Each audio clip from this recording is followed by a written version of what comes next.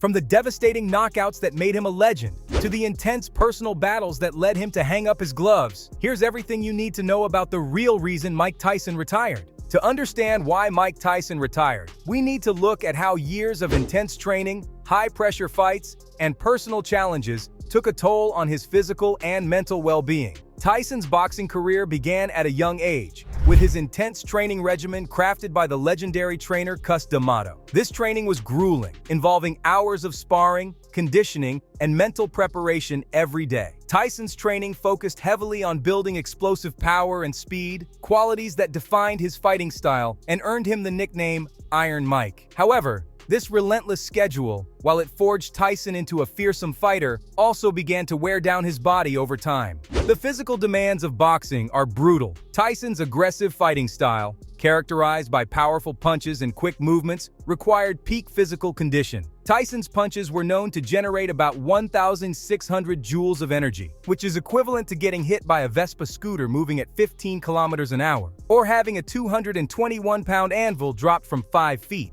Such force not only caused significant damage to his opponents, but also put immense stress on his own body. Early in his career, Tyson's fights often ended in quick knockouts, which initially minimized the physical toll on him. But as he faced more formidable opponents, the fights grew longer and more punishing. By the mid-90s, Tyson began experiencing injuries that hampered his performance. For example, during his 1997 rematch against Evander Holyfield, Tyson was already dealing with chronic pain and fatigue, which partly contributed to the infamous ear-biting incident. Tyson suffered from back problems, knee issues, and recurrent hand injuries, which are common among boxers due to the repeated impact of punches. These physical issues significantly affected his training and performance in the ring. Alongside the physical toll, the mental pressure of being in the public eye and maintaining his status as a top fighter was immense. Tyson's career was not just about winning fights. It was about living up to the expectations of being a global icon. The psychological burden of staying on top, coupled with the fear of losing his invincible image, was significant. Sports psychologists often note that the mental strain on athletes like Tyson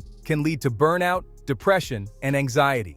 Tyson's turbulent personal life also added to this mental stress. The early death of his mentor, Cus D'Amato, in 1985, left a void in his life. D'Amato was more than a trainer. He was a father figure who provided guidance and stability. After D'Amato's passing, Tyson struggled to find a similar support system. His association with promoter Don King, who was later accused of exploiting Tyson, led to numerous financial and legal troubles. Tyson's relationship with King was marked by mistrust and betrayal, further destabilizing his career.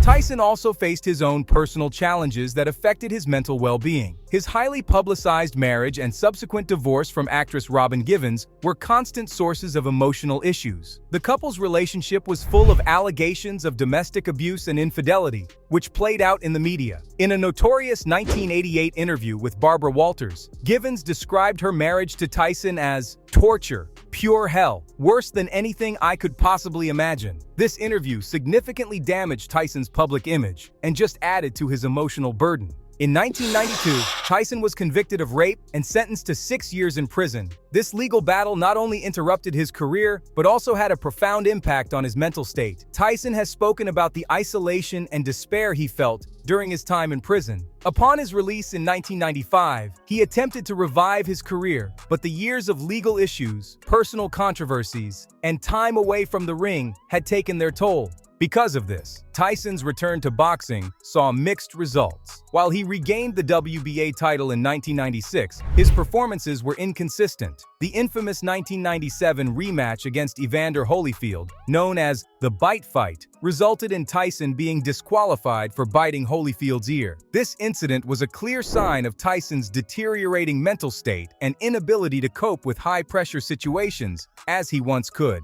By the early 2000s, Tyson's career was on a steep decline. In 2002, he faced Lennox Lewis in a much-anticipated bout. Tyson was defeated by an 8th-round knockout, which marked a significant downturn in his career. His subsequent fights against lesser-known opponents also ended in disappointing losses. By 2005, After a series of defeats and poor performances, Tyson announced his retirement. In his final fight against Kevin McBride, Tyson quit on his stool after the 6th round, with an inability to continue. Mike Tyson's career trajectory was significantly impacted by a series of legal issues, personal controversies, and financial struggles, all of which played crucial roles in his decision to retire from boxing. One of the most notable legal battles Tyson faced was his 1992 conviction for the rape of Desiree Washington, an 18-year-old Miss Black America contestant. Tyson was sentenced to 6 years in prison and released on parole after serving 3 years. This period was a critical setback in his career, not just because of the time away from the ring, but also due to the damage it did to his public image and mental health. In 1998, he also faced further controversy with an assault charge after a traffic accident, where he was accused of attacking 2 motorists. Tyson was sentenced to a year in jail, fined $5,000, and ordered to serve 2 years probation, further adding to his legal troubles. Despite earning around $400 million during his career, Tyson faced severe financial difficulties. Mismanagement and lavish spending led to his filing for bankruptcy in 2003. Tyson's financial troubles were exacerbated by his dependency on people like Don King. Tyson claimed King had cheated him out of millions of dollars, and their legal battles drained his finances further.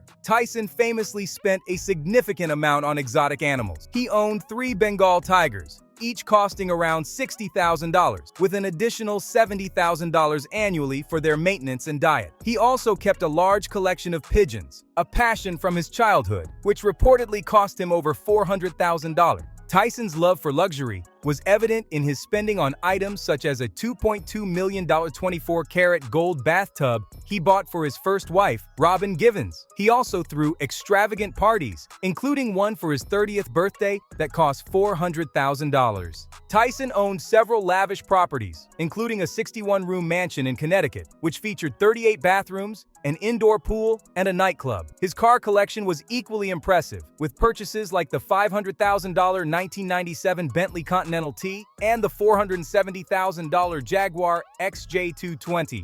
He also bought 5 Bentley Azures in a single day, spending over $1.5 million. Safe to say, Mike spent his money like it would never run out. But Tyson's performance in the ring declined significantly in his later years, which led to it, in fact, running out and having to file for bankruptcy. Mike Tyson's career spanned a period of significant change in the world of boxing. The evolving landscape of the sport, media coverage, and fan expectations all played a role in shaping his career and ultimately influencing his decision to retire. During Tyson's career, boxing regulations underwent several changes aimed at improving safety and fairness as well. The introduction of stricter medical guidelines, mandatory health checks, and more rigorous enforcement of rules in the ring had a profound impact on how fights were conducted. For instance, Tyson's infamous bite fight with Evander Holyfield led to increased scrutiny on fighter behavior and stricter penalties for unsportsmanlike conduct. The disqualification and subsequent fines Tyson faced were part of a broader effort to maintain the sport's integrity. The shift towards better fighter protection also meant that boxers like Tyson, who relied heavily on aggressive and often borderline illegal tactics, had to adapt to new rules. This adaptation was challenging for Tyson, whose style was deeply ingrained in his training and approach to the sport. The increased regulation and oversight may have contributed to his declining performance and frustration in the later part of his career, leading to the retirement decision.